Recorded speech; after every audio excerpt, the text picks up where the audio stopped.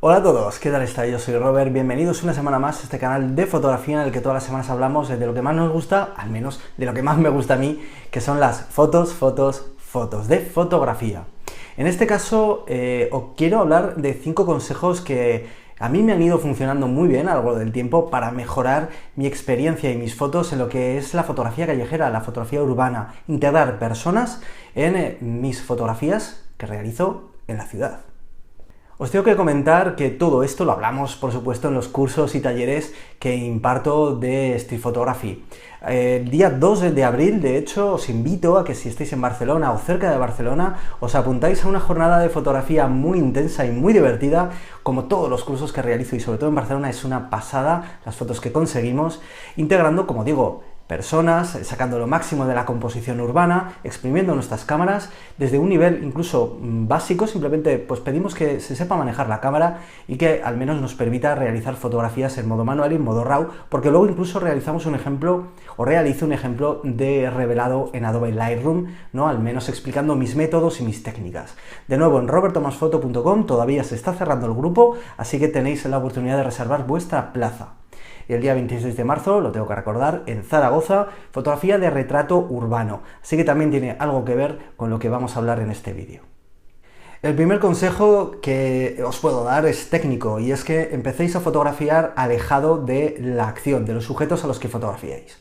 Esto lo podéis hacer de dos maneras. Utilizando una focal larga, un teleobjetivo, que os va a permitir realizar fotografías estando muy alejados de la acción. Esto os va a dar tranquilidad, pero eso sí, os voy a pedir que cada semana intentéis acercaros un poquito más, o si tenéis objetivos zoom, pues ir bajando la focal. Pues empezamos en 135, por decir, pues la semana siguiente 85, la semana siguiente a 50, la semana siguiente a 35, y así, de manera en la que vayamos encontrándonos más seguros, fotografiando más cerca, y ya veréis cómo conseguís muchas mejores fotos.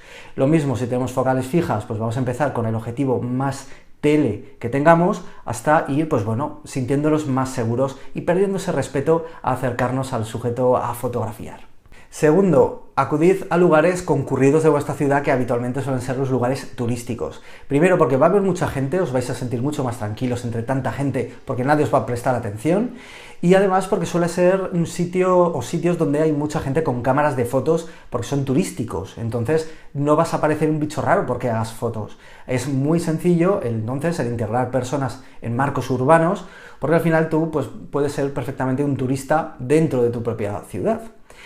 Luego también podéis acudir a lugares en los que se esté realizando un acto público, una fiesta, un acontecimiento en donde se reúna mucha gente, por la misma situación, porque va a haber mucha gente, vosotros vais a pasar totalmente desapercibidos, y además seguramente va a haber mucha gente con cámaras de fotos documentando la escena, y vosotros pues vais a pasar por uno más, y os va a dar pues menos vergüenza o menos miedo.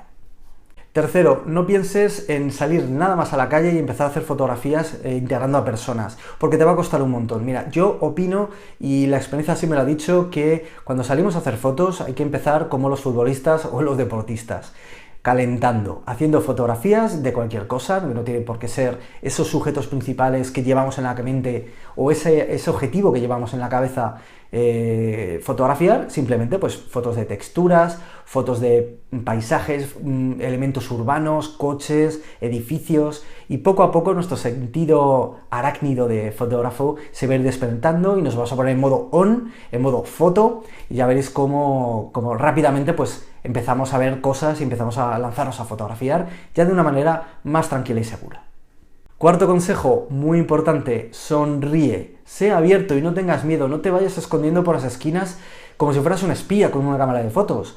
Sonríe a la gente, sonríe a las personas, porque al final es pues pura lógica que si tú entras a una persona con la sonrisa, es muy difícil que no te devuelva una sonrisa. Y si te ve haciendo una fotografía y tú le sonríes, pues incluso podéis entablar una conversación. Oye, pues enséñame la foto, pues a ver qué ha pasado, qué has hecho, cuéntame, qué estás haciendo.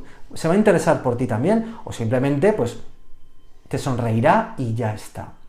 Al final, ya digo, lo que peor creo que queda y la peor imagen que puedes dar es si vas en plan de que tengo miedo, hago la foto y me escondo y a ver qué pasa, y no, No pasa nada porque nos vean, no pasa nada, pero eso sí, sonríe, no estás haciendo nada malo, con lo cual, ¿por qué no vas a sonreír?